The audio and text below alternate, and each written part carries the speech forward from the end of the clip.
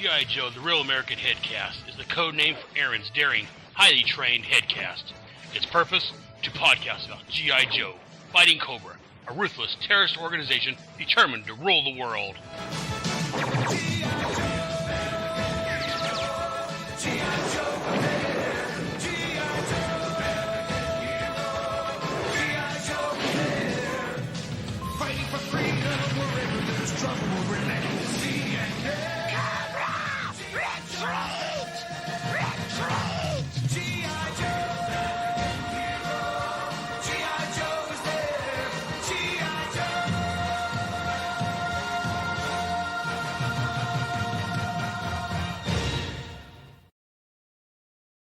Here comes Zanzibar! Hey, watch it! Guess what, mates? I discovered the Joe's rocket base! Recycle's ready! Let's destroy it! Watch out, Joe, because trouble awaits you! The Dreadnought cycle's gonna devastate you! Dreadnoughts! You can't escape the air skiff, mate!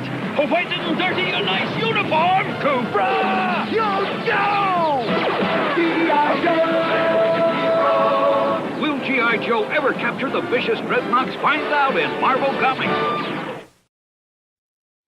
Hey, Joe's Brotherhead here. I figured I'd play the commercial for this episode. I'm going to start doing that, I think, when there's a commercial. I'll start playing it at the beginning of the show. Welcome to G.I. Joe, Real American Headcast, live stream, episode 60.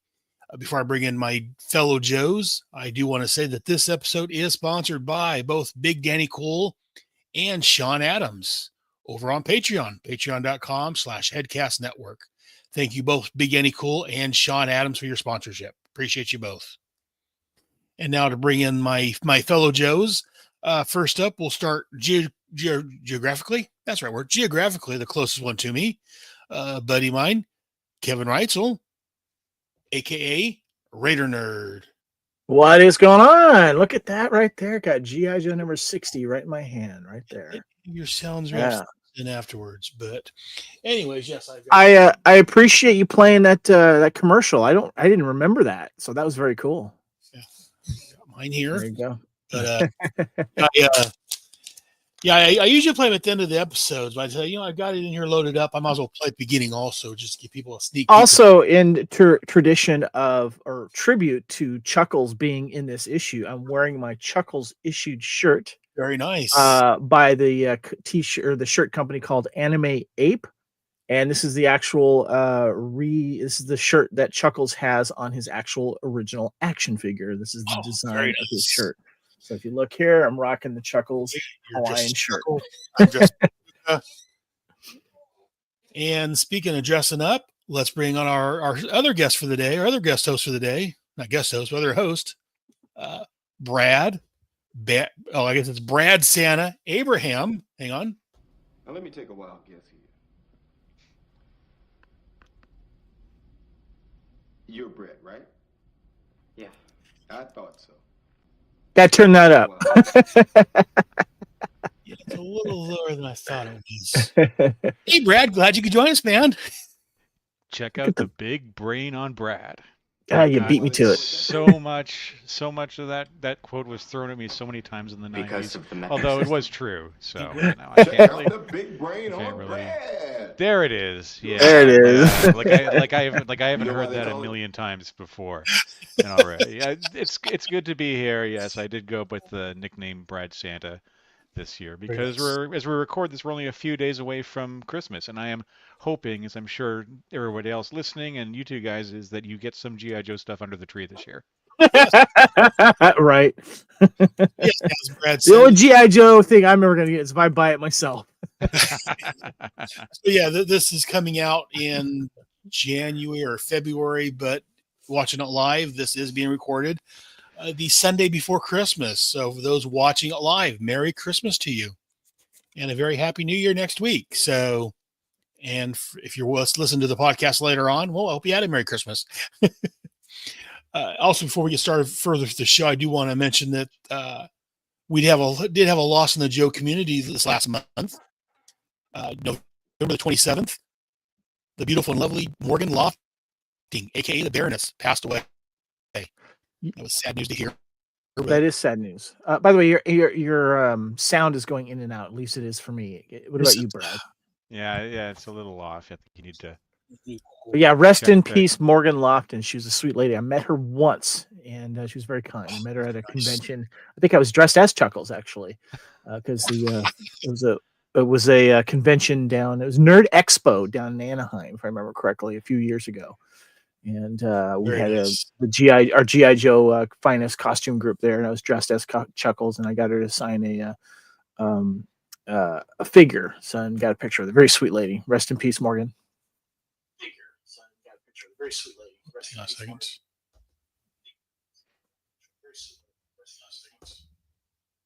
Oh, guys. So brand new. I finally signed up to Twitch to try that out. So I'm streaming on Twitch also now. And I had that running in the background. That started playing. So get rid of that nonsense. That may be the problem. trying to Yeah. trying to broadcast out everywhere, get this out as much as possible. But yes, today we are here to talk about, as I showed previously, issue 60 of G.I. Joe. And we've So- all got the individual issues too. That's really Yes, that's yes. that's rare. Usually Jared's showing off his big collected omnibus version, and someone's got it on digital. So we're all rocking the originals here. Yeah, Jared was going to join us, but yeah, he, as I was mentioned to the guys earlier, he had a family obligation he had to attend to, and our buddy from Australia, Dave Finn, was going to join us, but he messaged me at the last minute. He's got a sick kitty, so they're at the vet. So I'm the one that's doing overtime here. I had to work this morning, be at work at 4 a.m. oh wow, I'm doing this in lieu of watching my wonderful Raiders play today because they suck ass this year. And then I got another Star Trek podcast later today. So I don't want to hear about family obligations. Come on.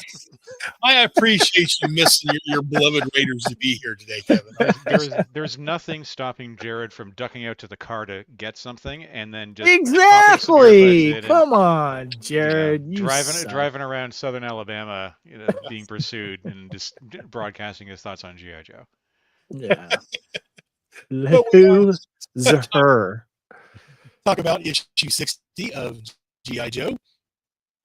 This was cover dated June of 1987. The onset. Aaron, hold on real quick. Your sound is going in and out again. It's bad. Appreciate Yeah. it, guys. Cable.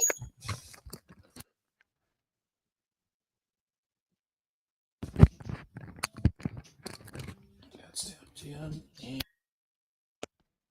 that's tapped in. Let's try that. Can you guys hear me? Yeah, I can hear you. Yeah. Is it any better? Seem to be. So Well, you're not cutting out right now. Yeah. All right, well, let's try and see what happens. What's this cord or what it is? Sorry about that. So let's try that again. All this will be cut when I edit it. We are here to talk about G.I. Joe issue 60. The cover date of there it goes again. this was Yeah, see there it goes again. It's cutting out bad right now. I don't know if it's something with maybe it's a voice decimal thing or something. Let me see, just 1 second. No worries.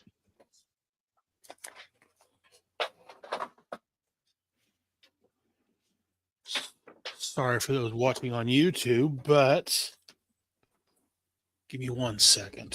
Let me try this. Yeah. Cable, my mixing board.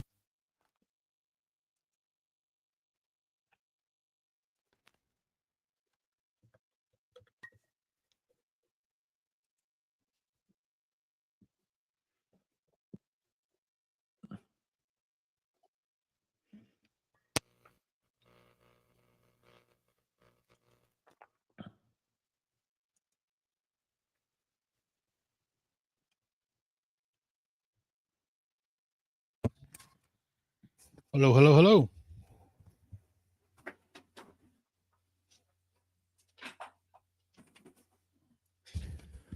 Let's try this, see if it works any better.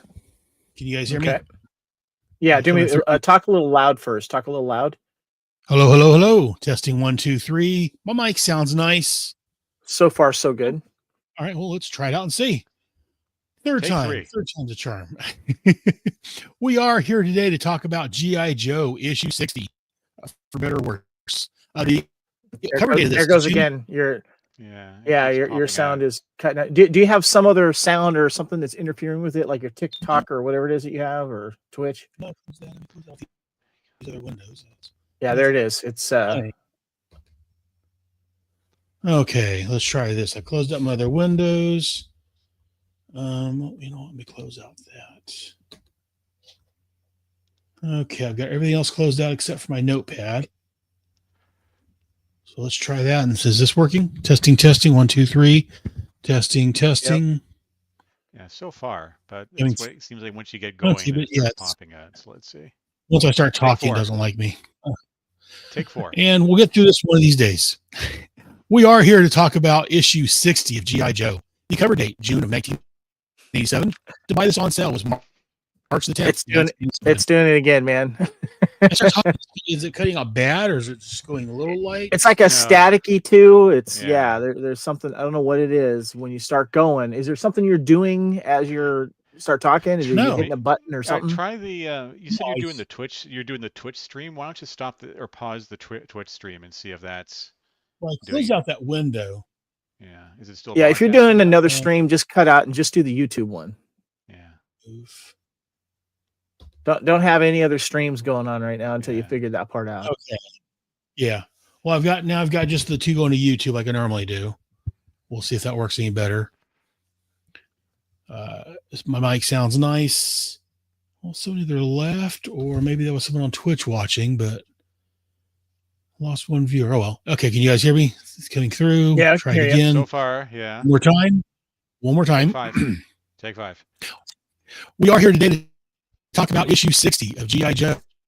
Yeah, it's cutting out again. It's What's going on? yeah. That is so weird. Because it's like when you're talking casually to us, it's all fine, and then when you Yeah, finish, that it is the starts- weirdest thing. Is there starts is there popping something up. that's changing that you're doing when you actually start the show? The only thing I've done is I switched over to my notepad, so I'm reading my notes. Is it coming through fine right now? No, there's crackling going on. Is it your notepads? It's just a Word document. Yeah, it's crackling now. Cut yeah, out right of now your Word document. Cut out of your Word document, and then come back in with it or something. Maybe that's interfering, which is weird, but that makes sense. Yeah, is this working? Can you hear me? Is it Keep crackling talking. now? Test. Nope. We're going Keep to talk going. about issue 60 of G.I. Joe, a Real American Hero. This Sounded good came there. out 1987.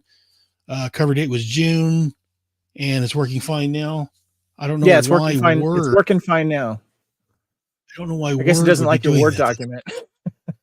Apparently not. I may have to print this out and have a hard Oh, copy you mean like from this? now on. Yeah, like that. So I can wave it in the air and like I just don't care and all that other stuff. Like there's fine folk that have paper. And is this sounding better, worse? Yeah, you're not Is it- cutting out right now. Or B? A or B? Okay, let's try. I heard I heard crackling there. Got some crackling there? Yeah, it's crackling right now. I have to get rid of this mixing board and go directly in my computer.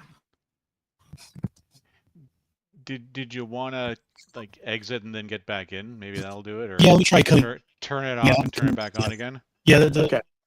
these work. So give me a minute. I need to see. Will that? I'm not sure will that end the stream if I do or not. I don't know.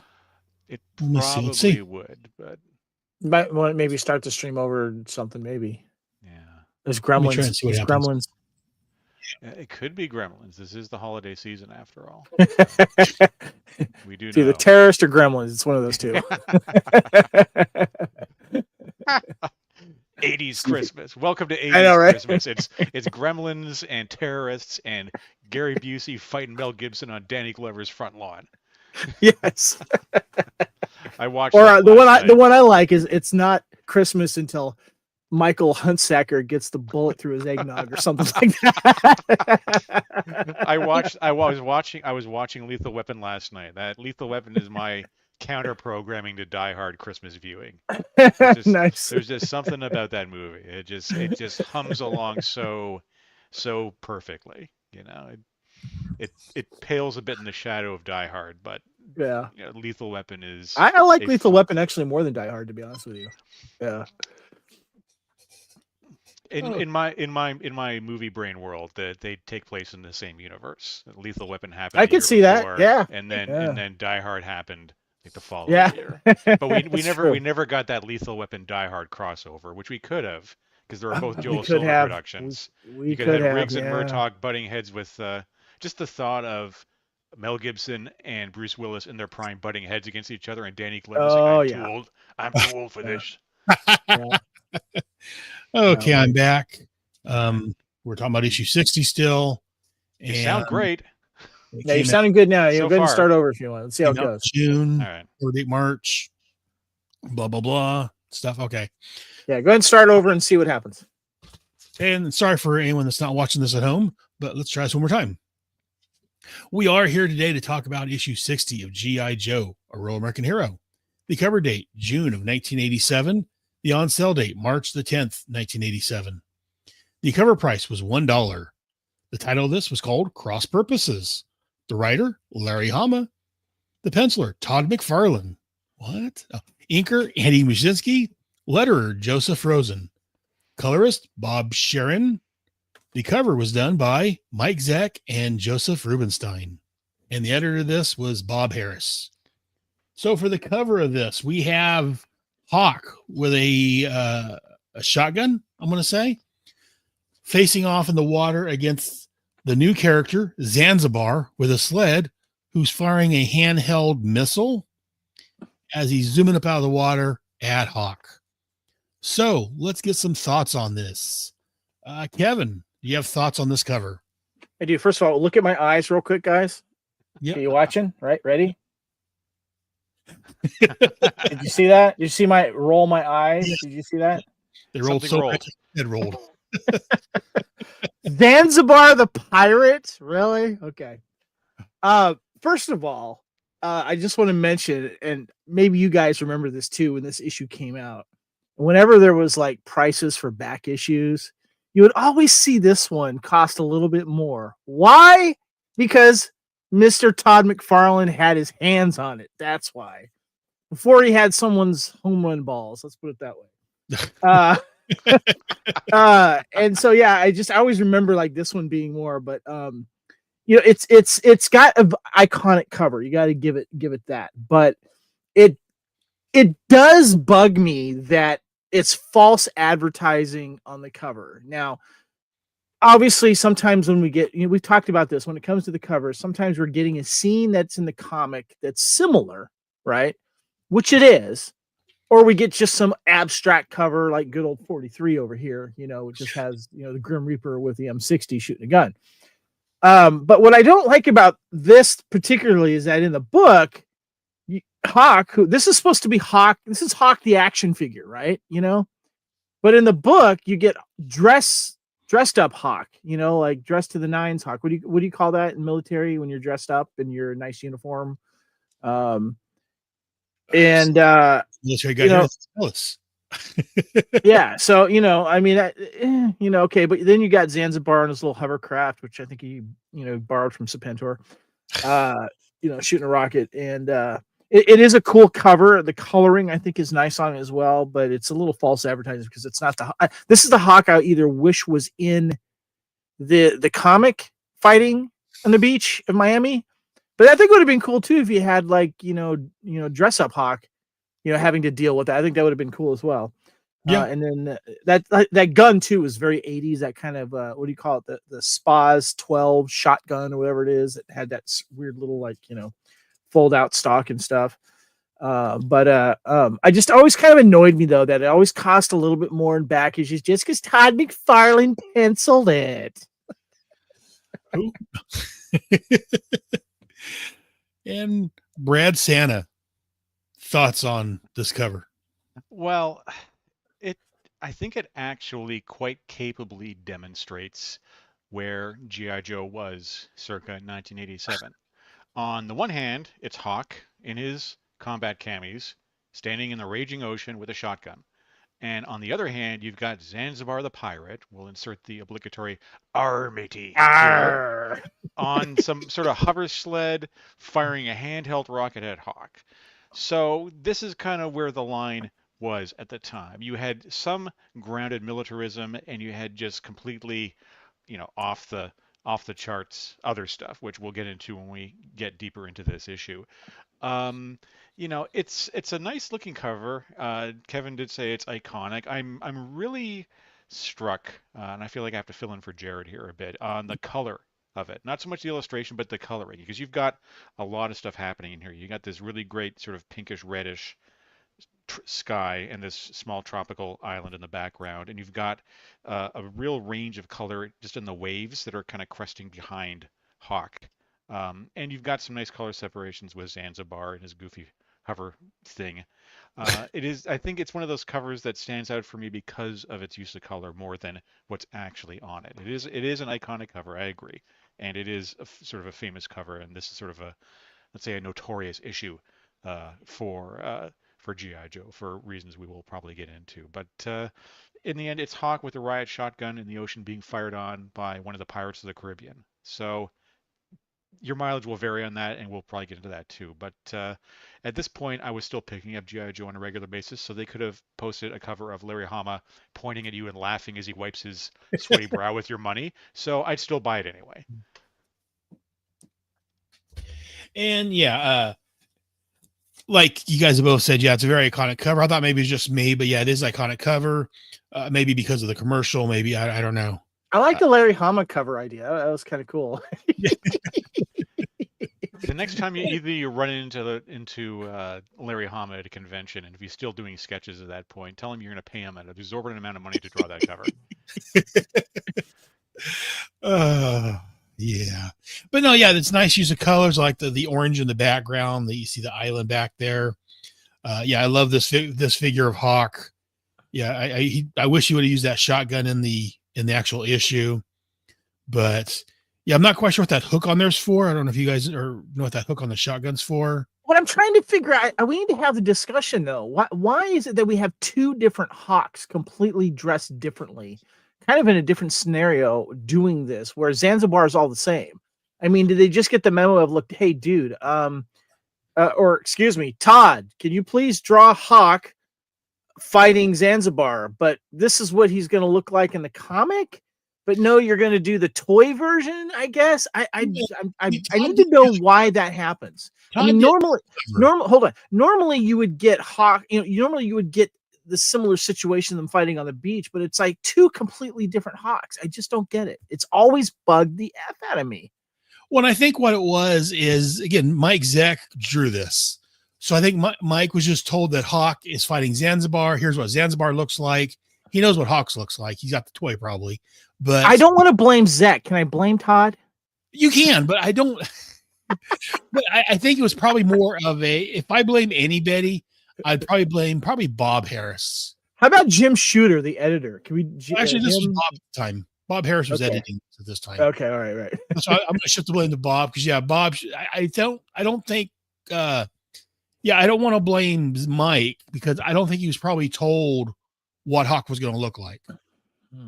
He was just told the Hawk's going to be fighting this new guy Zanzibar on the cover. Here's what Zanzibar looks like, and he went off the basic Hawk card they have for him, which is in the action figure pose. Yeah, and that makes sense because if you're going to do a Hawk, you're not going to do his military uniform dress outfit at all. So yeah. Although that would have been interesting. Yeah, I think it was just a lack of communication with. I don't think Mike Zeck was given a lot of information. I wouldn't think. I think he was just told to draw Hawk on it. And Brad, do you have thoughts on this? You've been quiet. I'm just waiting to be called upon, but I agree with you. I'm calling on you now. I want your opinion on this. What do you think? No, I think it's this is going to get into my big complaint with this issue, which is that it feels just overall really rushed. Okay. All right. Yeah. There are lots of continuity errors in the issue itself. I'm not sure if either you picked up on them or not, but I think the story behind the making of this issue is a really interesting one. I know some bits of it, which we'll get into, but I think the word chaotic may apply in this case. It was one of those big swings that I think kind of did not work out the way they'd hoped because it led to some major reworking of the following issue. And this is what I'd learned on my research as I was going through this issue. But no, I mean, these things happen, I guess, in comics sometimes. I guess if Jared were here, he'd probably sound off with his experiences as well. He'd Sometimes probably they're sound just all calm and serene and have a reasonable explanation for it. very zen. He'd be sitting cross-legged and hovering above his artist chair. Yeah. So, Kevin, 1 to 5 Yo-Jo Colas. One being 2.5 because I'm kind of annoyed. I've always have been annoyed by the fact that it cost more just because what's his name penciled it. yeah, I didn't realize it cost more because I bought it off the newsstand. I didn't go back and look for it again. So, in fact, this is my issue I bought when it first came out all those many years ago. So 2.5 for Kevin. Yeah. Brad Santa, you got coal in your stock and you got a gift. What's going on here? I bought this new off the stand. It was $1.25 Canadian back in 1987, but I'm going to side with Kevin, and I'm also going to give it a 2.5 out of 5. It's an iconic cover, yes, but for reasons stated, it gets a 2.5, not a 3. Usually I give out 3s. This one is a 2.5. So there you go. And I was leaning towards a 3 myself, but I like what your guys' heads are at. I'm going to downgrade this to a 2.5 also. We talked into it. Yes. I was leaning towards a 3, but since, just to annoy the Long Box Crusade show, and because of previous reasons you guys have stated, I'm going to knock it down to a 2.5. So it's 2 colas, and then you leave half the cola full, and you put it in the fridge, and you forget about it until it becomes. And you leave a little spit up in it too. Yeah, of course. And it turns all flat and tepid, and then somebody else drinks out of it and goes, "Oh, what is this?" That's the cover. That is the cover of issue 16. Yeah, I can buy that. And I know Jared probably won't like these comments because again, it's a Zet cover. So, but he's not here. He's racing home. He's listening to us right now. I guarantee he's got his ear thingy in. He's with family. He's listening to his broadcast, and he's racing home to hurriedly log in and start pointing out to us why we're wrong. Yeah. Well, he's not here yet, so it's Zek, Todd. Zek, Todd. And on that note, let's get a synopsis for this one. So basically, I'm saying it's a standalone story to introduce new characters. Hawk is flying into the New York airport, where he's accosted by an MP and a lieutenant. The two men take him to a development near the Jersey Shore called North Miami. There he is introduced to Lieutenant Falcon, Chuckles, Fast Draw, Law and Order. It appears that these men were under the assumption that they were new Joes until they found out they weren't.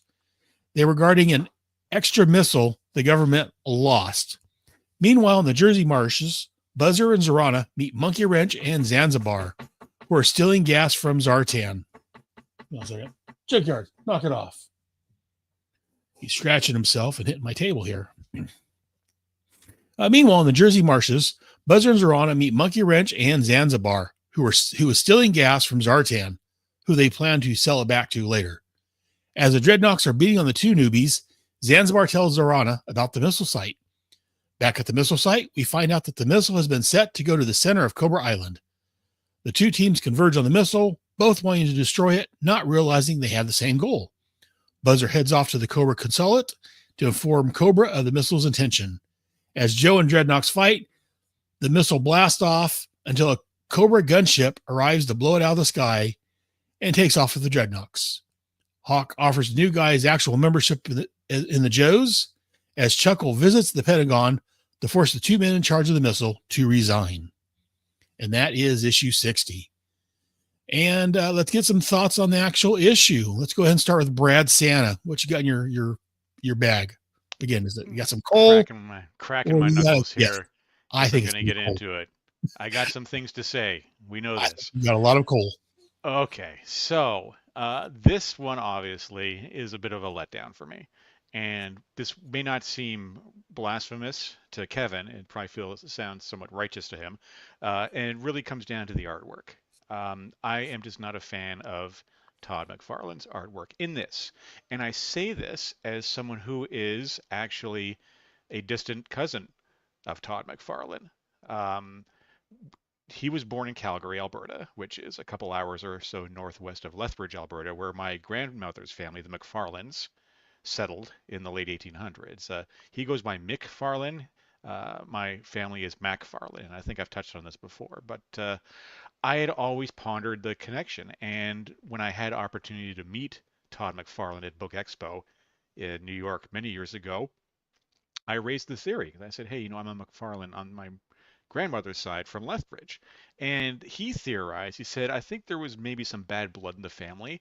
And one family offshoot renamed themselves McFarlane and broke away from the MacFarlane clan and moved away. Because if you look up the Scottish clans on Wikipedia, there is no McFarlane page outside of Todd McFarlane. There's just MacFarlane.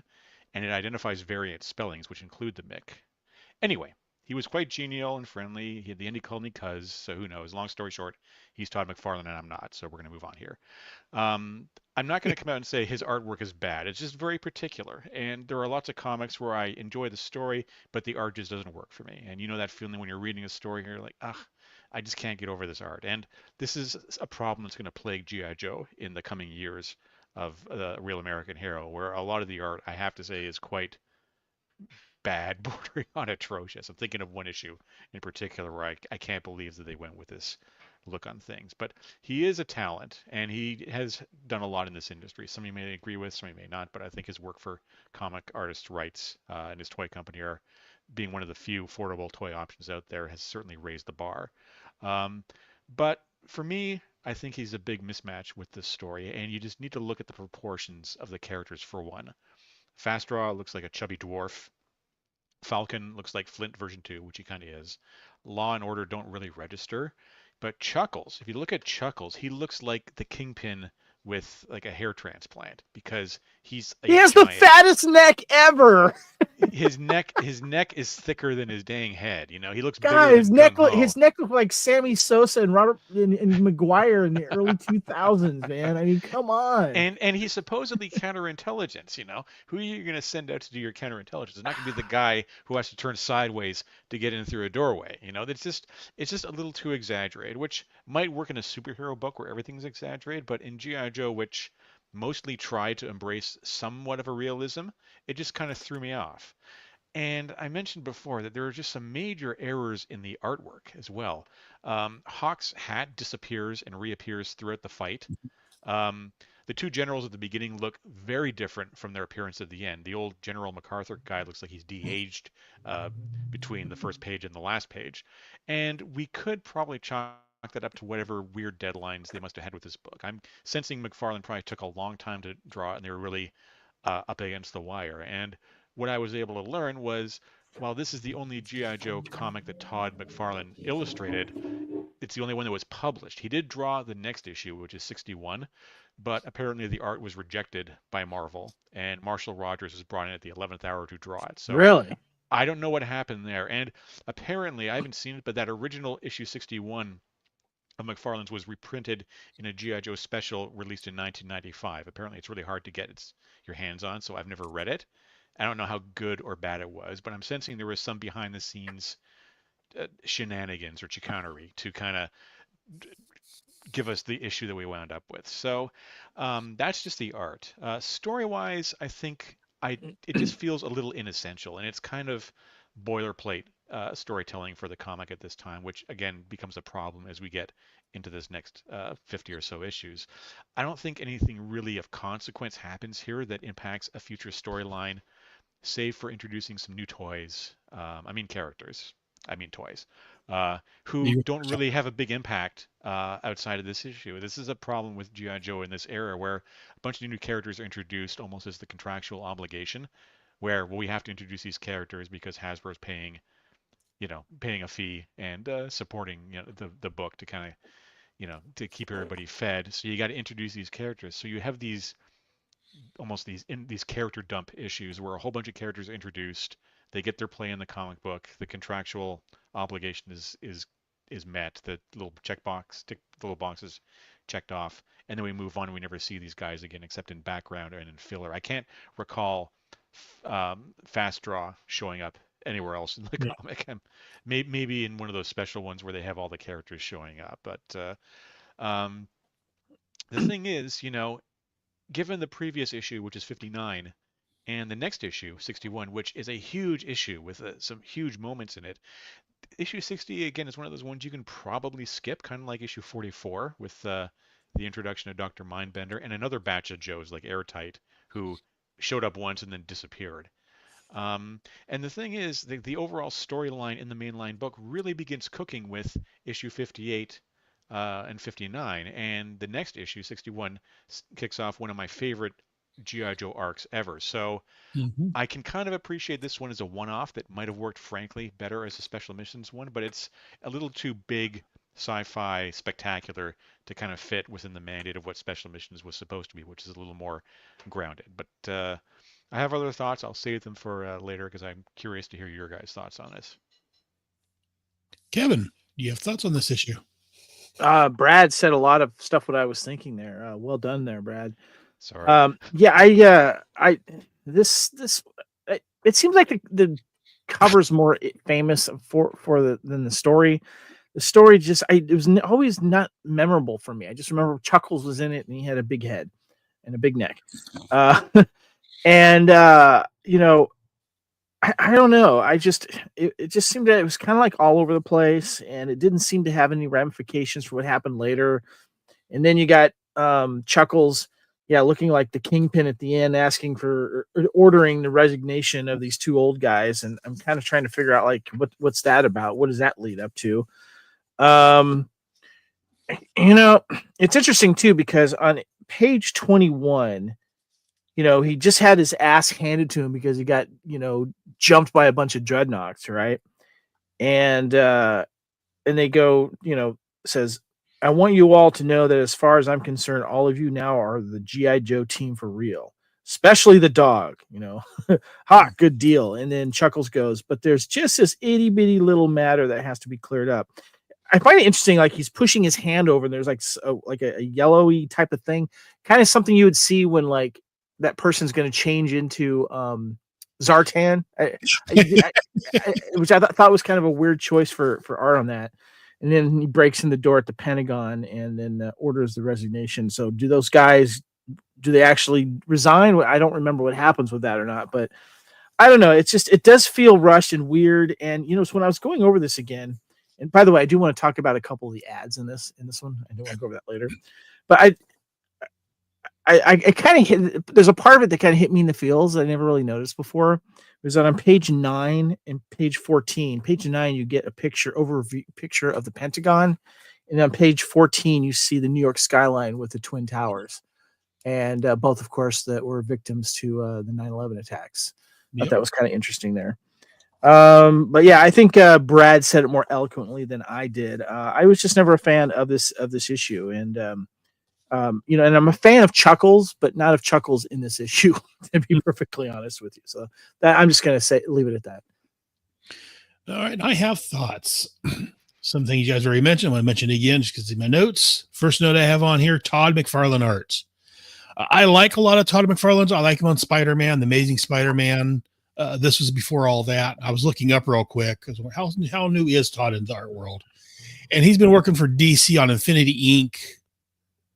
for the last couple of years and a couple other books here and there. This is before his old Spider-Man. He just started the Hulk. He did an issue of Daredevil. So I like Todd McFarlane usually. This is not good Todd McFarlane.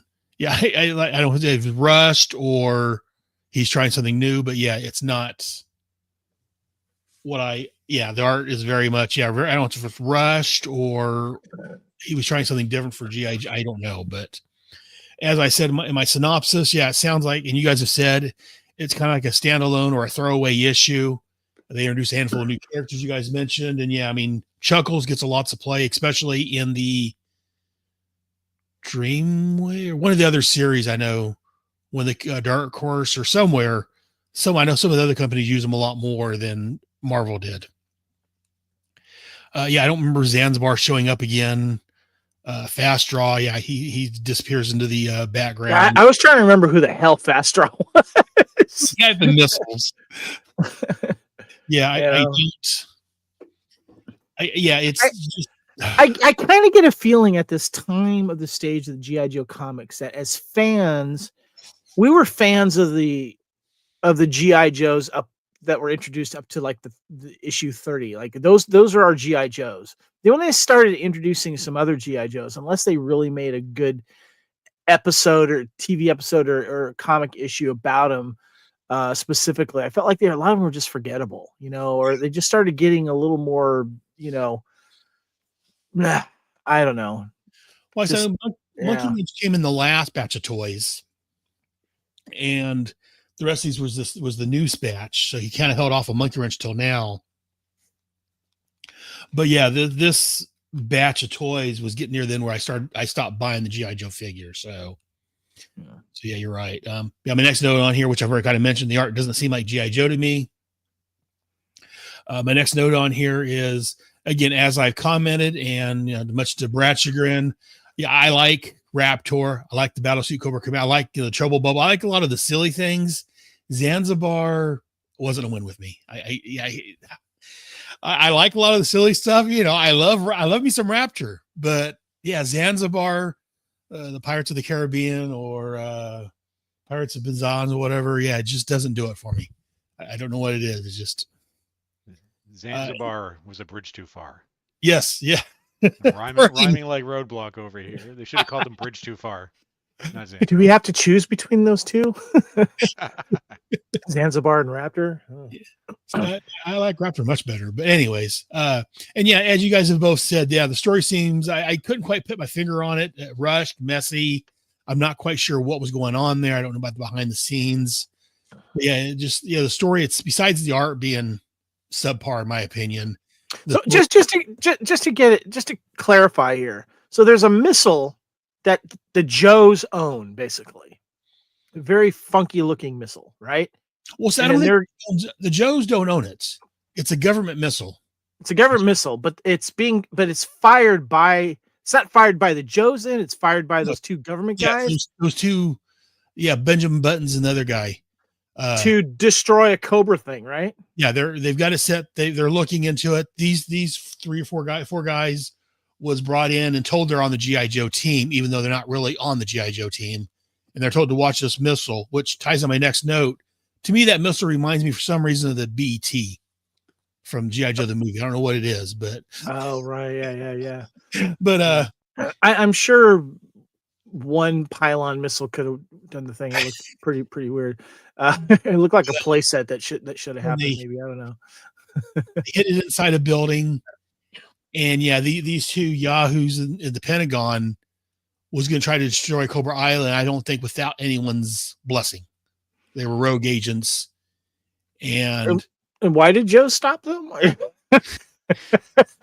Because they want to preserve whole life, even Cobras, and they don't mind fighting them. But yeah, they don't want to. But you see, was that addressed in the comic? I'm just like, okay, so you got a couple of rogue guys at the Pentagon that want to destroy Cobra. Well, I don't think that Hawk minds destroying Cobra. He just doesn't want to blow the island out of existence. Probably due to the fallout. And I mean, I understand, like, Chuckles getting mad at these guys because they were appointed to be on the G.I. Joe team, right. But then like they actually weren't, and so obviously he made a point to make them resign. Whether they did or not, I don't know. But I'm asking these questions because I'm still confused. These are what I'm assuming. Again, like you said, it's not made clear in the issue. I'm just assuming. And again, I do know that when they evacuated Springfield, they took the women and children too. So that may be another reason why Hawk doesn't want to blow up Cobra Island, because there are women and children there. But yeah, why Hawk's trying to stop it is not really made clear. These are just assumptions I'm making.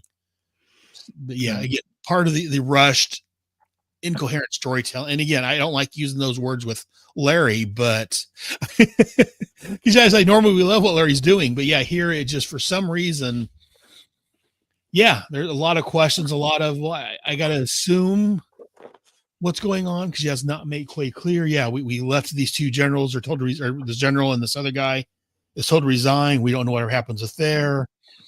Yeah, just most of the artwork is just very, I mean, there are some good pages in here, but when we get to the page of art, yeah, I struggled finding a page of art I'd want out of this book. But we'll get that in a little bit. I like Todd McFarlane. I can't wait till we get to that part. Yeah, oh my god. I have to pick a page. It's my damn show. I have to pick a page. All right, let's go with this. Well, anyways, but that's for here in a few minutes. But yeah, not the greatest issue. In fact, it's probably at this point probably my least favorite issue of G.I. Joe. Yet it cost more money because Todd McFarlane had his mitts on it. No, not if you bought it went off the stand. I bought it straight off. You guys remember that, right? Remember whenever you looked at the back issues, this one always costs more because when Todd McFarlane became very popular with whatever Spider-Man's or whatever else he was doing, this issue cost more because he had his hands on it. Yep. Which made me mad because the cover lied to me and the story sucked. Yeah, for being a more expensive book, it's not worth it. Yeah, he starts Spider-Man November of 87, and this is listed as March of 87. So at the end of the year, he jumps over to Spider-Man, and he's been working on the Incredible Hulk in between then. So I don't know. Todd McFarlane. Anyways, we got to be careful because apparently he's related to Brad. So yeah, we don't want to offend his cousins on our show here. So I think he'll understand. Well, that'll get into my final thoughts on the issue anyway, but we'll get there. I'm gonna yank us out of the fire and not have Todd McFarlane calling us up angrily and. Oh, he's gonna be calling you cuz. Hey, well, probably, yeah. He'll track me down. He'll go, "What the hell, man? I don't like you show my show, eh?" Actually, he's got more of a Brooklyn type accent to me, but he'll still call me a hoser though. Probably, yeah. There you So, well, unless you guys want to make other comments on this, we can move on to the Real American Hero. I think we've brutalized this one enough, right? I think we'll come back to it, but I think it's already kind of lying on the ground, bleeding and crying. I think we need to step back. I'm usually the one looking for positive things to say about him. Yeah. Well, hey, let's just make it plain right now. If anybody's ever accused the Real American Headcast of being too rah-rah, everything Larry and Team Spin are gold, I think this episode stands in evidence that we're not afraid to, give both barrels to something if we really don't think it works. Yeah. No, I like Larry, but yeah, this issue just doesn't. Yeah. Anyways, I think we've talked enough about that. Yeah. So let's go ahead and move on to the next segment, which is 1 second. Okay. Move on to the next segment.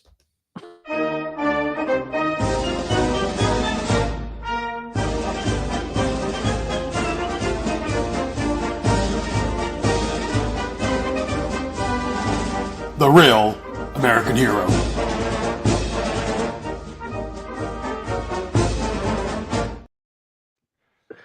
Try and make this more exciting for people to watch it on YouTube and a little more visual pleasing. So, a Real American Hero. I'll go and go first. Give you if you guys have one picked out yet, or if you're. I have one. I do. I'm gonna go and do mine real quick. My Real American Hero is Chuckles. Just because not that Larry did much with them, but later on they would do some play with them in some of the other books, and just I do like. We're kind of mocking, making fun of it, but I do like the fact that he does go and confront the general and his friend about playing them and make them think they're part of the G.I. Joe team when they're not. So that's mine. Kevin, who's your Real American Hero? Okay, it took me a while to kind of figure it out because I really didn't want to pick one out of this one, but I've got one. I've got one here. Go to page 16 for me if you don't mind. I want to give my Real American Hero to Order the Dog. Okay. So if you look at the top 3 panels, the one in the middle, you see him going for Monkey Wrench, right? You kind of see him a little bit. He goes, grrr. And I think it's a Monkey Wrench. He goes, Zorana, get this bloody Mastiff off my leg. I can't de-dog your leg and drive at the same time. And then you go down in the middle of there and you just see Order like holding on to Monkey Wrench's leg like a human would. Yeah, there you go. says, "You better help me, Zorana. When he's through with me, he'll get onto you." And then you look at the last page, the last one there. You see his silhouette still hang on the monkey wrench's leg. So the real American hero goes to order. I'm just gonna say that right now. Very nice. Yeah, that's a good one. That's good. And by the way, for the record, this is going to be the page I would take out of it. Just so you know, I'm just going to put my vote. I'm taking this yeah, just because of order. There you go. My vote. And Brad Santa, who do you have? You know, I'm gonna go with Chuckles as well, despite not liking the illustration of him, the proportions. He is kind of the main character in this, and he has the only real personality of any of the new Joes, none of whom really makes an impression. And he gets the payoff in the end. Never to be seen again, really, until Devil's Due takes the license and gives us Chuckles the last laugh, which was a great, great G.I. Joe story. Very nice. Yeah. And then we'll move on to the next segment, which is the page of art. Kevin's already given his page 16. Is that correct? Yep. Okay. Well, real quick, since we're there, I'm going to go to the next page, page 17, with Buzzer driving to the consulate, whatever, and driving into the lobby on his bike into the elevator. I'm going to pick that panel or that page. That's a good one. It's Buzzer. He's driving down the road, drive past the cop, into the building, and into the elevator. The other one's like, wait, stop! What are you doing? So that is my page. Brad, were you able to find a page in this issue? Do I have to pick one, or can I just pass? You can pass if you want to. Yeah, no, I don't. No. Again, if it wasn't my show, I'm going to pick one. I'm going to pick one. I am gonna, in the spirit of this season, I am gonna gift the podcast listeners with my pick because I know they're anxiously wondering which one it's going to be. I'm going to go with page 14. It's Buzzer racing into Manhattan to get to the Cobra Consulate building. I think he's approaching the Lincoln Tunnel. He's supposed to be approaching the Lincoln Tunnel, even though the view is of the Queens Midtown Tunnel. So technically, if Broca Beach is in New Jersey, then Buzzer is coming in from the Long Island side. So yet again, another damn continuity error in this book. Look at the big brain on what Brad. Are you doing to me? What? No, I know. It's like I'm like looking at this, and this actually rereading this issue threw me out. I wouldn't have noticed it back when it first came out because I was. I didn't know the New York area, but having lived there, now I'm like, that geography is completely wrong. That doesn't match at all.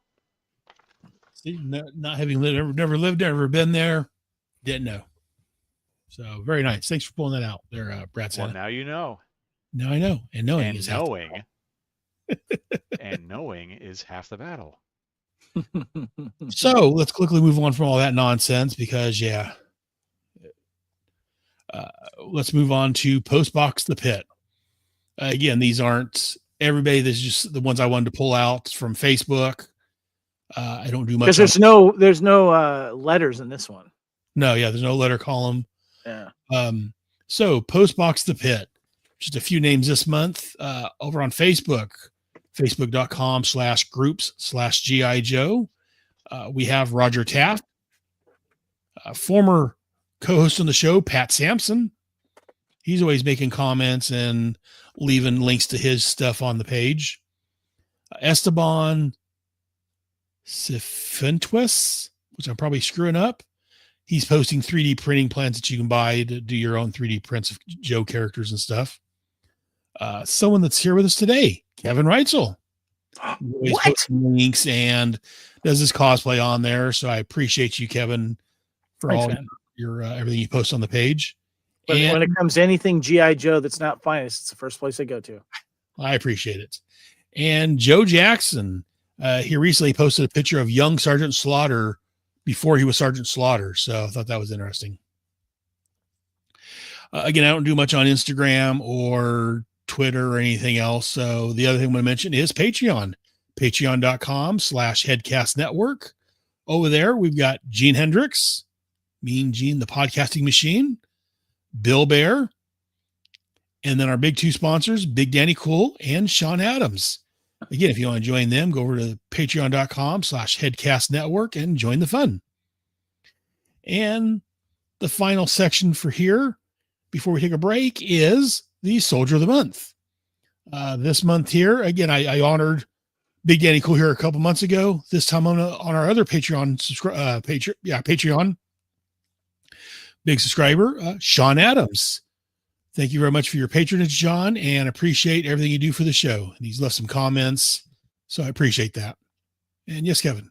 I did want to go over the ads before we end the comic Yeah, section. we'll do that real quick. But real quick, on Adams to our Soldier of the Month. From all of us here at G.I. Joe, a Royal American Headcast, and the Headcast Studios, we salute you. Salute. So, thank you, Sean. And before we move on to the commercial break, Kevin, you want to talk about some ads? Yeah, I like to go through the ads because they're a lot of nostalgia in some of these. And one, do you guys remember the Galaxy Rangers TV series? Nope. Do me a favor, pull up my picture here real quick because I got something I want to show you here. They're on VHS for $14.95 here. Galaxy Rangers here. I don't know if you guys remember. It was short-lived. It didn't last very long. It's the quickest draw in the universe. Their motto: no guts and no glory. With cybernetic super strength and limitless courage, these four heroes are determined to save mankind from the ruthless alien outlaws led by the deadly Queen of the Crown. So short-lived. Not one of my favorites, but definitely a sign of that time. But I can endorse this ad here on video cassette. I'm going to get it on DVD. Is Thrashin' the movie. Remember Thrashin', the skateboarding movie with a young Josh Brolin, right? And it was basically, two skateboarding gangs kind of rival against each other. And then he falls for like the sister of one of the other ones and stuff like that. Fun movie. Songs by Meatloaf, by the way, that were never released on any other format, just in the song or just in the movie. And I did want to mention do you guys remember the Ugly Balls? There's an ad on the back cover here for Ugly Balls. Yep. They were a thing for a long time, and they've actually reissued them. And I actually have one here with me. I have the Aliens Nostromo Ugly Ball, if you look at in the video right here. Oh, very nice. With the face hugger over the crew member and the eyes kind of poking out and stuff like that. So, yeah. Those are the ads I wanted to highlight. Love those old ads in the comics. Very nice. And anything you want to talk about, Brad, or are you good?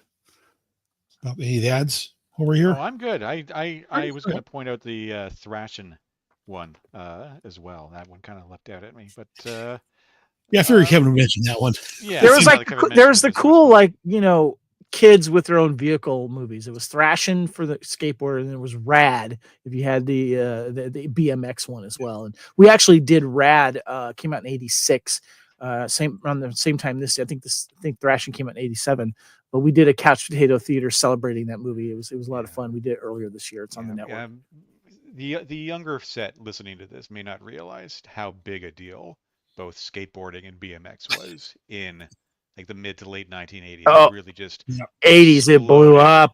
Yeah, it was just huge, and I think it was a culture. Well, I think there's a documentary that was just released about the history of Thrashin' the magazine.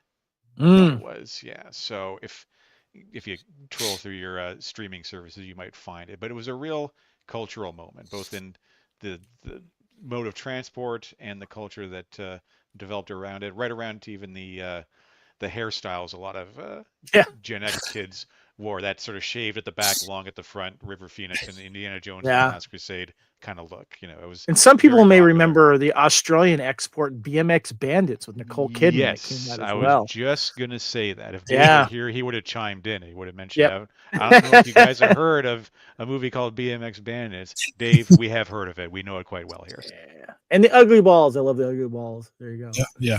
And there was also an ad for laser tag. There you go. I used to have there was a G.I. Joe version of it I had for a while. It's on the back. I forgot about that. Yeah. But I had the G.I. Joe laser tag thing. So unless anyone else has any comments or else they want to say, want to rip this show or the issue anymore? We good. Now we're I good. think we're done. I think we have said enough. All right, we're going to take a quick commercial break, and we'll be right back with the next section. And we'll take a quick break. We need to get a drink or anything, or a shot of heroin to deal with that issue. Yeah, got my paint thinner right here. Putting it back in the container. I picked the wrong week of Stop Stiffing Glue. Oh, all right. Well, then let's go ahead and move on with the rest of the show. Welcome back. Check out those promos. I'm sure you guys enjoy the shows. But quickly moving on, we're moving on to the cartoon. Yo, Joe! He'll fight for freedom wherever there's trouble. G.I. Joe is there. G.I. Joe, American hero. G.I. Joe is there. It's G.I. Joe against Cobra the enemy, fighting to save the day. He never gives up, he's always there, fighting for freedom over land and air. G.I. Joe, G.I. Joe is there. G.I. Joe is the code name for America's daring, highly trained Special Mission Force. Its purpose, to defend human freedom against Cobra, a ruthless terrorist organization determined to rule the world. He never gives up, he'll stay till the fight's won. G.I. Joe will dare. G.I. Joe, American hero. G.I. Joe.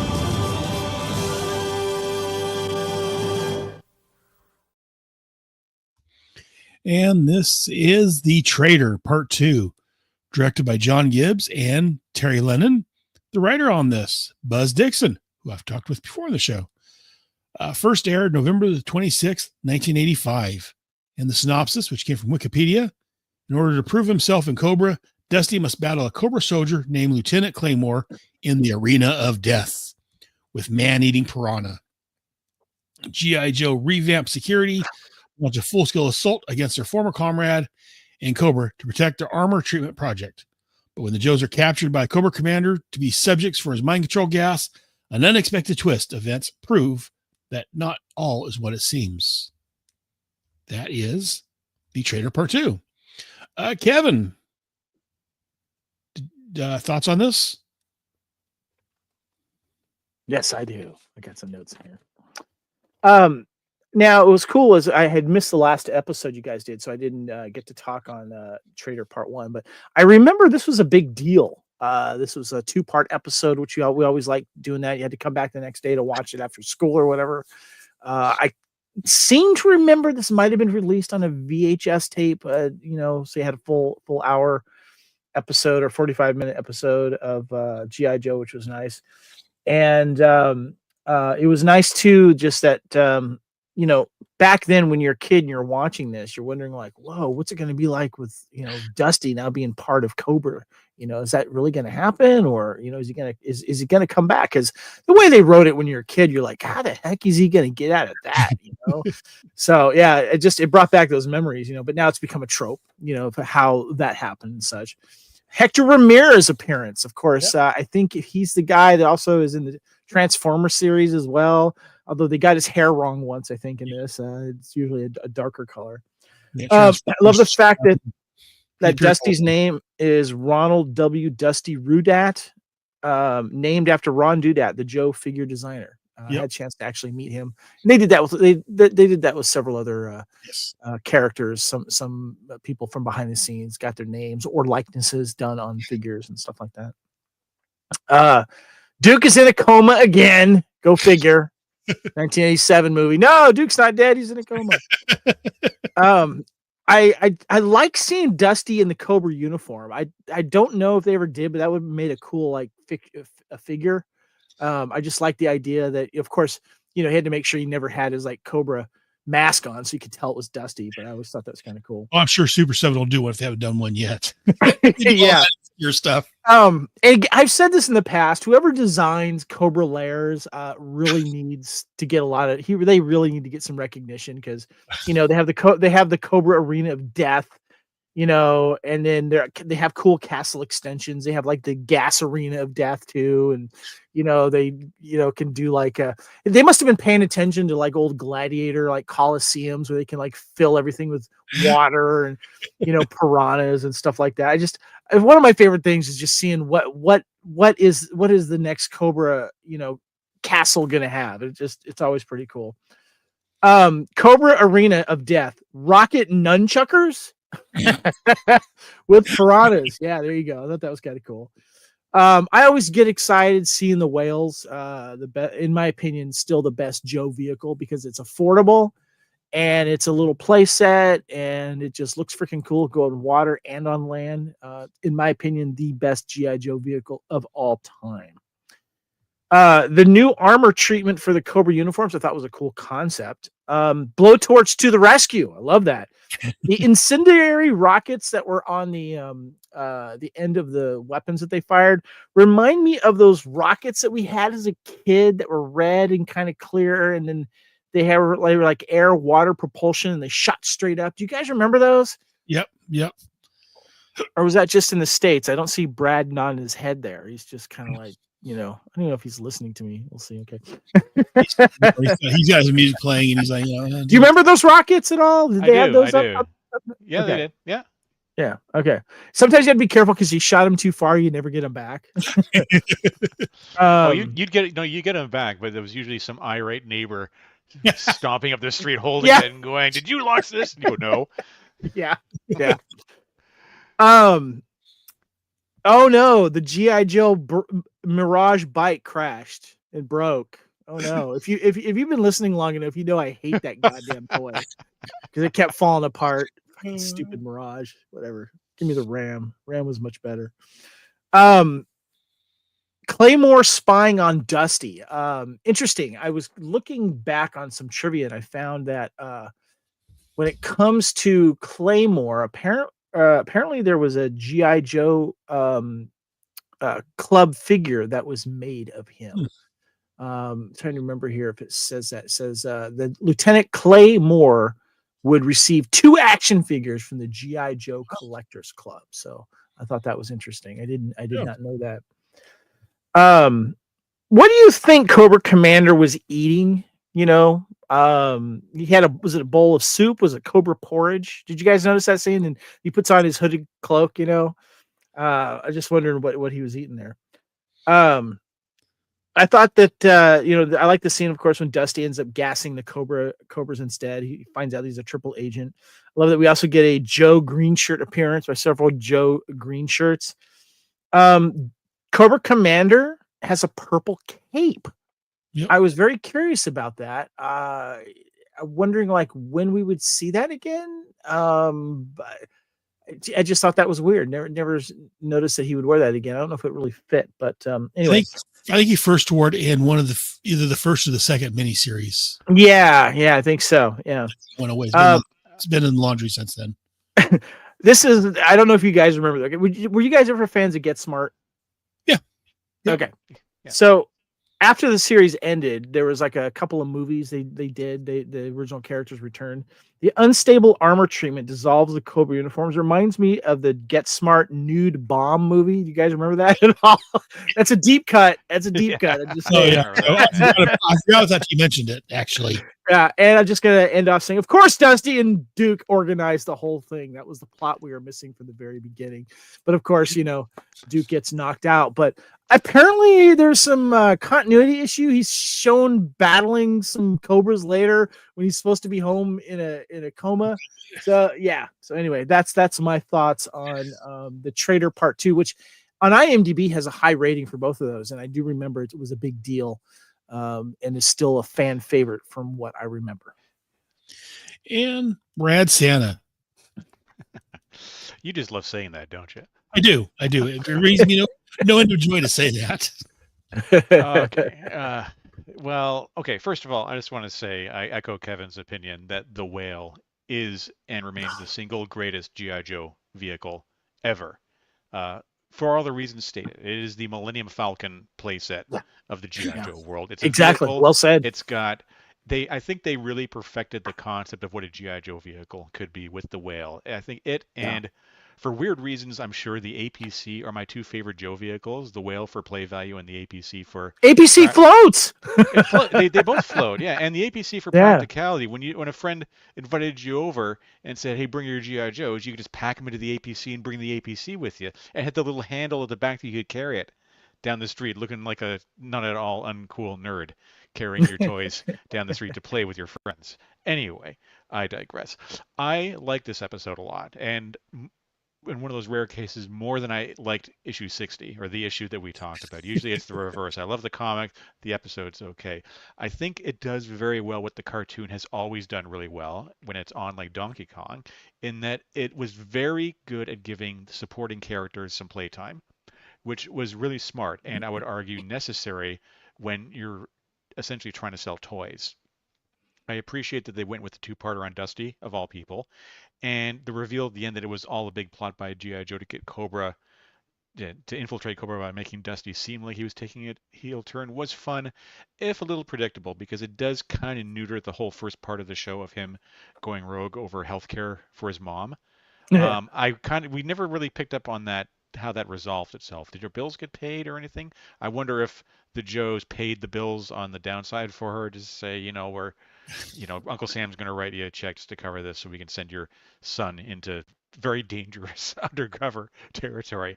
I also really appreciated them being a little more creative than usual, because with this episode being the second part of a two-parter, there wasn't the usual recap where they say on last week's episode or on the last time on G.I. Joe this happened. They did do it in, I guess what we would call in media res, though, with Hector Ramirez recapping the events of the previous episode as a 20 questions show. So I thought that was just really clever way of doing it. Kind of in the way the RoboCop TV series and movies did the media breaks, where they'd kind of fill in the world Catch you up, around. get you up to date. Yeah. The continuity error that Kevin brought up, though, yes, Duke is seen jumping into battle with Cobra when he's still supposedly recuperating at the hospital, and that kind of took me out. I'm like, oh, what's happening here? Is he astrally projecting himself or something into the battle? A couple of goofs, though, and I had to look some of these up just to confirm I had not imagined it. The fact that the real identities of the G.I. Joe team are supposed to be top secret, and yet Hector Ramirez called Duke and Dusty by their real names, Conrad Hauser and Ronald Rudat, on the air. So, so much for a classified, highly trained special missions force. Like, it's like James Bond walking out of the airport, seeing Felix Leiter and going, "Felix." I feel like he was on his way to TMZ or something. Yeah, something like that. Just interrupt you real quick, Brad. As I mentioned last month, I said when Dusty went home, his mom in the house keeps calling him Dusty. The old guy that's trying to buy the home or whatever, he came over and called, referred to him as Dusty. I'm like, I thought they were. I think maybe his mom was just a big blabbermouth. She'd get on the party line and talking about, oh, my son Ronnie is in GI Joe team. His code name is Dusty. Here's where he's stationed. Here's his social insurance number. Here's everything. Flint's Vacation, whatever it was, when he went out there calling him Cousin Flint. Yeah. So everyone uses their code names at home also. I still don't understand that. Yeah, well, I mean, doesn't Weasel Skull use his real name when he's at home too? Does he? Does he not? Anyway, but one little goof, which is sort of just funny because this is the G.I. Joe cartoon, is when the Joes locked themselves in the Cobra Gasworks, Cobra decided to use his tanks to blast their way in, discharging these very hot, very volatile laser cannons into probably the most volatile part of the building, where a stray shot could send everybody just blasted up into orbit. And, we all know Cobra's a really lousy shot, like the Joes are really lousy shot. So this is kind of a peak Cobra thing to do. Let's blow our way into the gas plant. And but that's, again, part of the fun of G.I. Joe, the cartoon. If you overthink it, it falls apart, but it is kind of fun. And I really think at the end it does have to be asked, how many comas can one person fall into before the brain damage is permanent? We can ask Duke. And that's what I got. Very nice. I got my thoughts. Yeah, some of it is some of the stuff you guys have already said. I love the 20 questions format. Though, as Kevin mentioned, Hector has gray hair now. Either it's a coloring mistake or he's aged horribly. I'm not sure which it is, but something's going on there. And yeah, Hector Ramirez, that shows that it's a Buzz Dixon episode. And yeah, he showed up in here, Transformers, I think Gem, and Humanoids. Anything Buzz worked on, he would try to figure Hector in some way. And like Brad was saying, it was a nice way to recap the previous episode on the 20 questions format. My next comment here is Cobra Commander loves his arenas. He buys them in bulk. And when they're testing the armor treatment, Dusty is the crash test dummy for that. I guess since they've captured him, they don't have really use for him. They can go ahead and use it. If it doesn't work right, he's dead. He should have bought better stuff.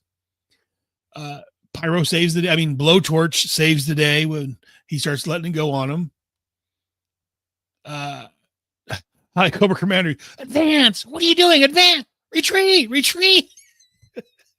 He's shown to advance until wait. Oh crap! Okay, maybe we should get out of here. I love that. Yeah, and something was very unrealistic to me. Yeah, all those Silver Mirages crashed, and I didn't see one of them fall apart. Not even when they drove in the ravine, I didn't see them, breaking apart like they, when you just touch the toy, it does. So I thought, and again, I thought of you, Kevin, when I saw the Silver Mirages. You're muted, but yeah. I'm glad you did, because I was just like, yeah.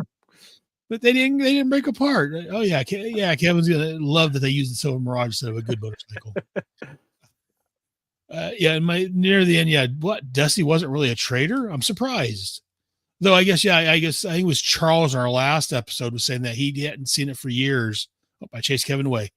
Charles said he hadn't seen it, so he didn't realize until later on that he wasn't a traitor. And Kevin's back. Sorry about that. You ran away. And I was saying that Charles, one of the guys on my G.I. Joe game I play, I think it was him who was saying last time that he hadn't seen the second episode for quite a while after because he missed it. So he was like, "Oh, well, Dusty's a traitor." He thought the entire time Trusty was a traitor for the longest time. And my last comment on here, not the last time that Duke is in a coma near death. That's for sure. But yeah, and like I've said previously, and now Kevin mentioned earlier, usually the two or the multi-parts, the 2 and 5 parts are usually the better shows. There's not really much continuity between, like I said, what happens with Dusty's mom. Does she get better? Does she able to pay her bills? They never really follow up after this episode with it, but I do love these 2-part episodes. I think they're the best ones. But that was the Traitor Part 2. Yeah, and Brad said, this episode was much better than the comic we got. Unlike last month where they were both good. Usually, the comic's usually better than the cartoon. This time, the cartoon way outsurpasses the yeah. It's interesting though. When I'm always kind of amazed, especially when I look at the DVD collection of these cartoons. Right. And I was looking, at the IMDb selection. It only ran for 2 seasons, but we got 80 something episodes out of it. So like 40 episodes a season. It feels like it was a lot more, but it just tells you that we got so much nostalgia out of 86 or whatever it was episodes, and that there was a lot of good episodes that stood out that we look at, especially when you count the mini series, the Pyramid of Darkness being my favorite. It's just we got a lot of mileage out of those, and they would always repeat them, of course, and stuff like that. So I have the same problem you do. I keep thinking the first season was actually like 2 or 3 seasons, and no, it was only 1 season. It was only 2 seasons altogether. Yeah, and I was looking on Wikipedia and counting the first 2 miniseries, there was a total of 95 episodes altogether. Yeah. The first season had 55 episodes, and then the second season was a bit short with only 30. And then the 2 5-part miniseries. So, which kind of surprises me. I'm wondering why they stopped making this series. I know they kind of went on to other incarnations and stuff, because the G.I. Joe was still doing well during that time, wasn't it, Brad? I talked to Buzz about that, and the change to Deke was a last minute.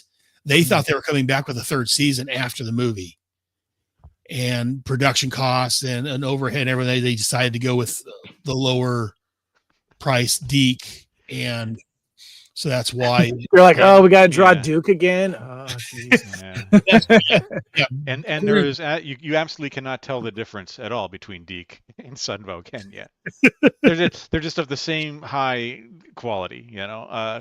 I think it may have been something as simple as Sunbow was contracted to deliver 95 episodes of the show. If they could deliver them like enough of them so they could air it 5 days a week. I think that had been the goal. And I guess when the contract renewal came up at that point, Hasbro probably looked at numbers and said, well, the line's doing well, it's not doing as well. Maybe we need to economize and go with a different company. Or it could have been, Deke could have come in with just a pitch because they'll take the concepts and they'll put some right. boards together and everything, and they'll go in for a big presentation and say, here's what we're going to do. Here's some test animation we did.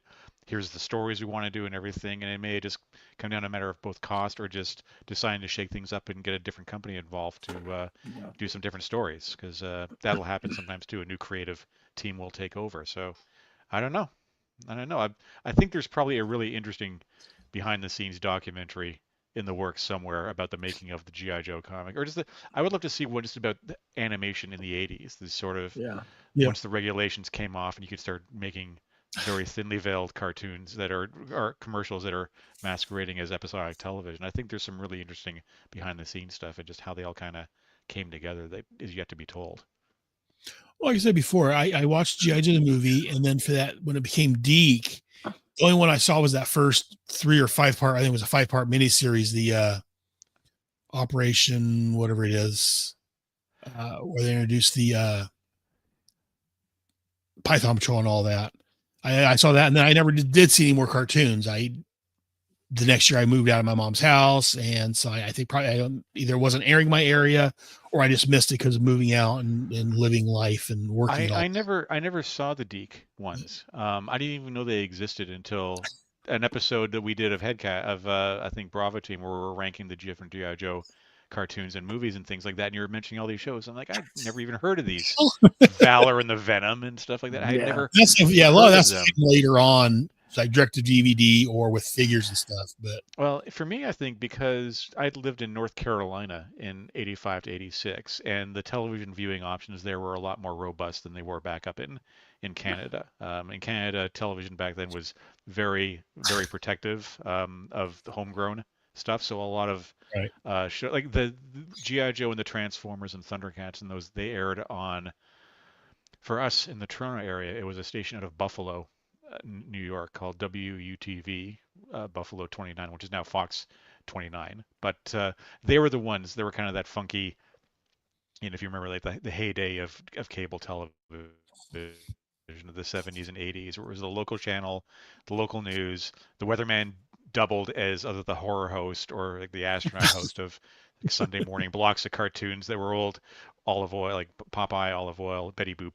cartoons and stuff like that. Like it was more of like a homegrown kind of, fly by the seat of your pants thing. So they were the ones you watched if you wanted to watch G.I. Joe or Transformers. And the Canadian shows were things like Tales of the Green Forest and Littlest Hobo and all these shows that'll mean a lot to Canadians of a certain age, but to Americans, they're like, what the hell is he yammering on about now? But trust me, they were popular shows back in the day.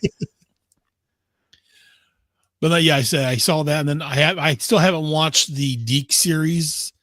I picked them up on DVD a couple years ago. I'm like, well, I'm gonna get to them on the show. I'll just wait until I get to the show to actually watch them for a first viewing. So we'll see how that comes. From what I've heard, that may be a good decision to not have to watch them twice. But I just want to add one thing is in watching these episodes for the Headcast, I actually got on a tear before Christmas and just started watching ahead because we're nearing the end of the first season right here. And we got to the start of the second season. I was watching them on Tubi, and I remembered I have the second season of G.I. Joe on DVD, and I already kind of watched those ones. I'm like, oh well, I can just pop out the the DVDs and just watch those from here on out. But then I decided to skip ahead and say, oh, let's see what the Deke episodes are like. And I watched one of them, and I'm like, okay, I'm good. I can wait. I can wait till at such a point where Aaron calls me up and says, your mission today is to watch this episode of the Deke Show. Then I will do it for General Head, and I will do. I'm a good soldier. I will follow the orders. I may not agree with them, but I will follow them. I even though I have the entire these series on DVD, it's nice to go to Tubi and watch them. Mhm. I have them saved on my Tubi list, and I don't know how long Tubi Yeah. has the rights for them, but I hope Tubi keeps them because They've had them. there's some convenience to having them go to Tubi. So They've had them. They've had their rights for a while because I have in my queue, I guess my watch list, I have GI Joe and the Transformers, and I was actually kind of alternating back and forth. Every time I had a bit of time just to chill out and watch some TV, I would watch a GI Joe, then I would watch a Transformers, and they've been there for a while. Every so often, I Yeah. go back into Tubi and go, oh, are they being removed, or am I going to see the dreaded, the show and leaves Tubi at the end of the month? But it's still there, so. If it does go away, hopefully it'll pop up somewhere else. But right. Tubi's been great. I've actually been a big I fan love of Tubi. Tubi. I hear that Tubi, they're Tubi. on YouTube. Supposedly there's a YouTube channel for GI Joe that has them all on there also. Yeah, I think they're easy enough to get your hands on, but Yeah. but Tubi's been great for that, and But I guess GI Joe old episodes of Chips as well. So Yeah, I've got GI Joe Transformers. I've got Cops on my Tubi. I think Mask is on there. Ask. There you go. Thundercats. I've got all that stuff marked on my Tubi to we'll go back and watch. But since we're moving on to Tubi and what they've got for us, Brad, any final thoughts on either the issue or the cartoon? speaking of segues, yeah. My only final thoughts here, and I think this kind of just gets to where G.I. Joe was at the time, is I think Hasbro made a bit of a miscalculation with G.I. Joe in a lot of ways at this particular point in the journey. And to really understand what I'm getting at, you kind of need to look at the whole debacle over Transformers the movie.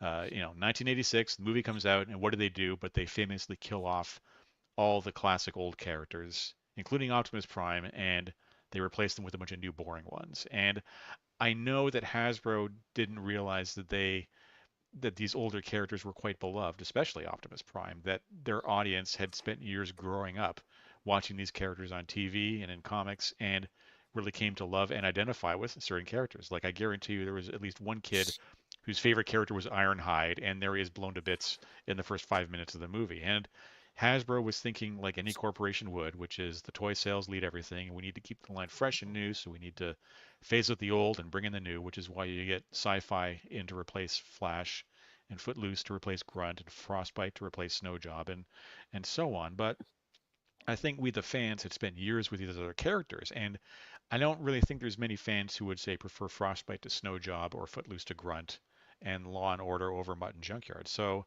while some are fan favorites, I'm sure, especially the ones that are introduced in issue 60, none of them really took root like the original 13 or the 83 to 85 run. And That's kind of what I was saying. Like as Yeah. fans, we kind of gravitate towards the earlier issues so they start bringing in like all these other really Right. weird painted figures.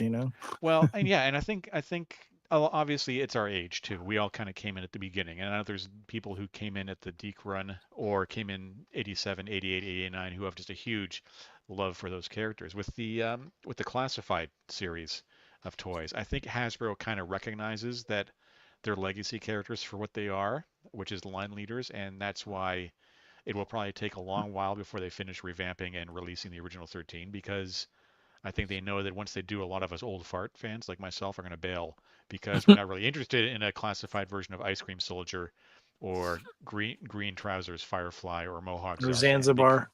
Yeah, or Zanzibar. Or thick neck Chuckles. Yeah, like we're all probably going to be in the retirement home by the time Grand Slam and Short Fuse arrive in classified. Could be wrong, could happen, but I think that just gets to the core of my really not caring too much for this issue. It kind of feels like what I said before, the contractual obligation issue, where they had to give the new guys some page time, which they do, and then those characters are rarely seen again outside of a group shot or a panel or a big scale event like the Cobra Civil War. I think when they did the Cobra Island, Cobra Civil War, everybody on the team kind of had a moment, or at least was acknowledged in it. I remember that really cool map at the back of each Mhm. issue that had the island, and here's where Cobra's forces are. Love that. Here's here's where Destro is, and here's the teams that are on the different area. And but I think these new characters maybe don't resonate in as much a way as the older characters do, just because they didn't get a lot of playtime in the comic, and even in the cartoon. I mean,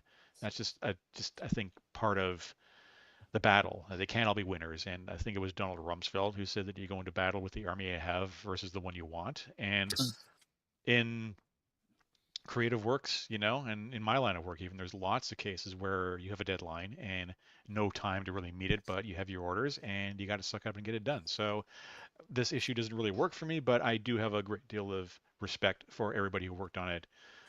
My cousin Todd included, just that, they had a job to do and they did it under the best circumstances they could. So we have to give them props for that. And those are my final thoughts. And while you're talking, Brad, why don't you go ahead and tell us if people hear more about you?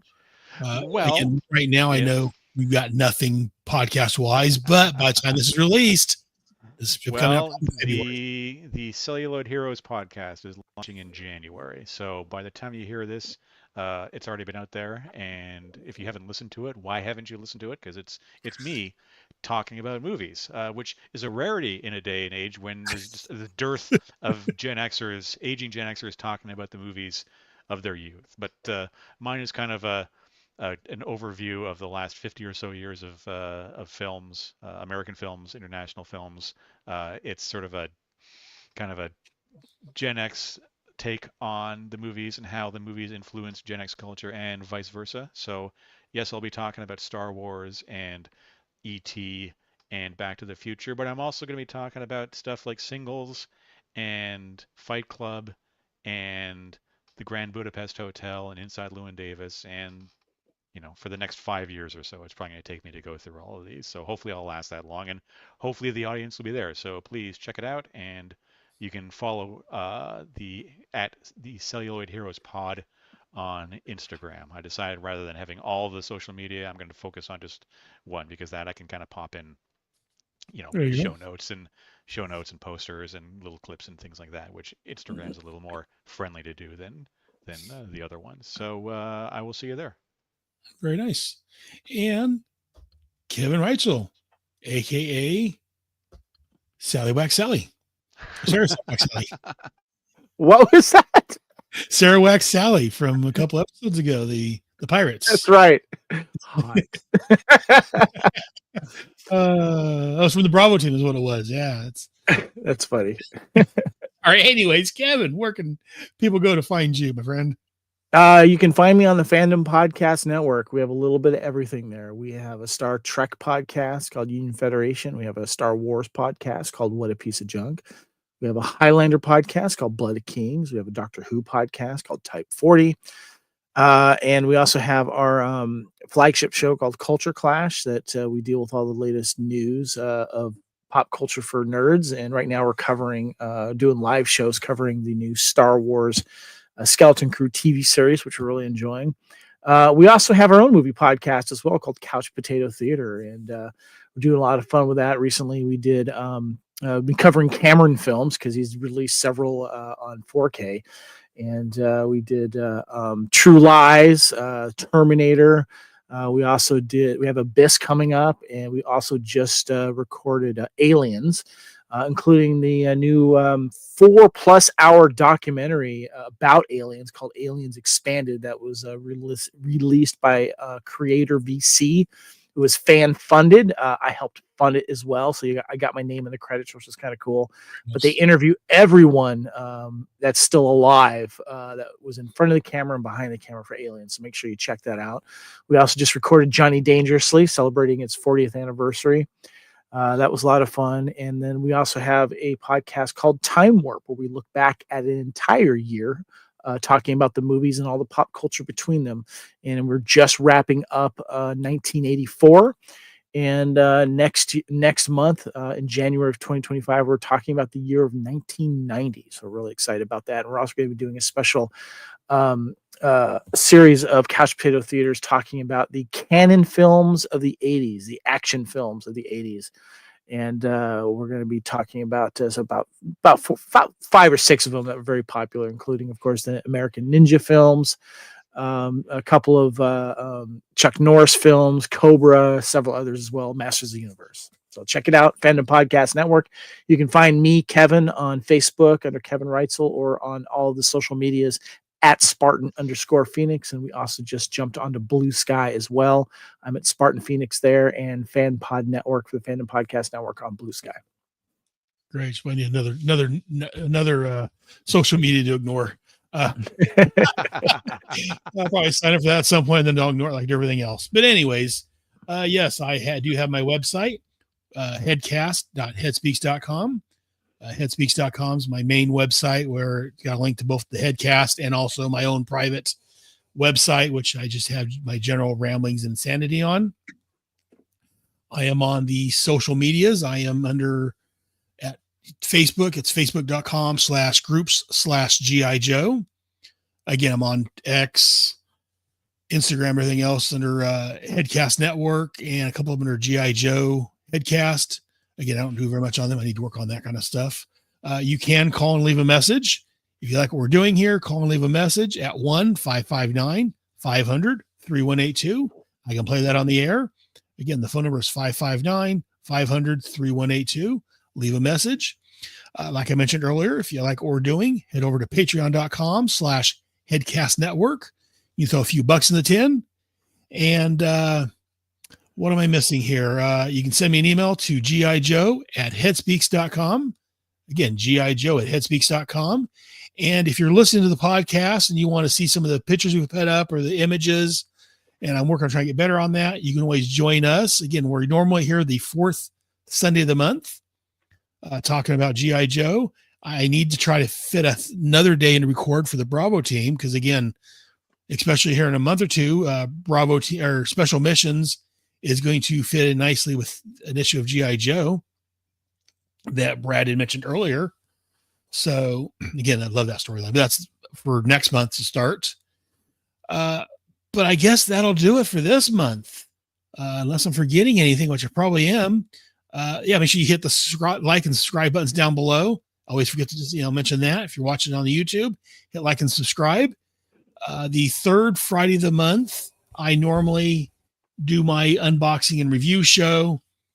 We skipped it this month because of the kids were out of school early and Christmas and stuff. So, but we'll be back the 3rd Friday of January at 1:00 p.m. Pacific time. And we're here the 4th Sunday at 1:00 Pacific time, recording G.I. Joe.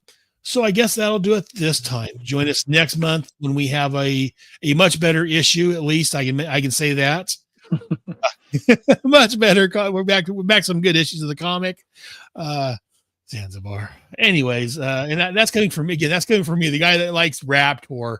I'm Zanzibar. What's that, Kevin? Thick neck chuckles.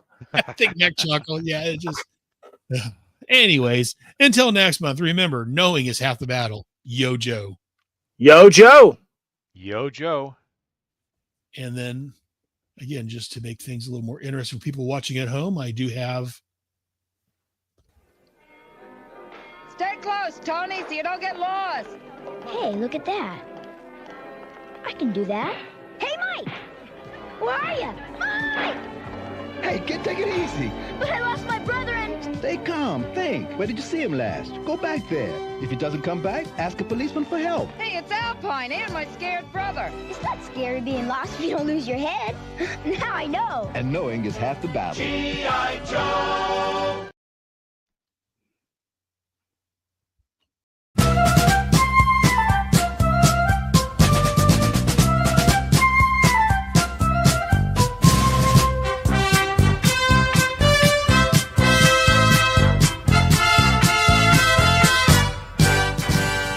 Yo, Joe.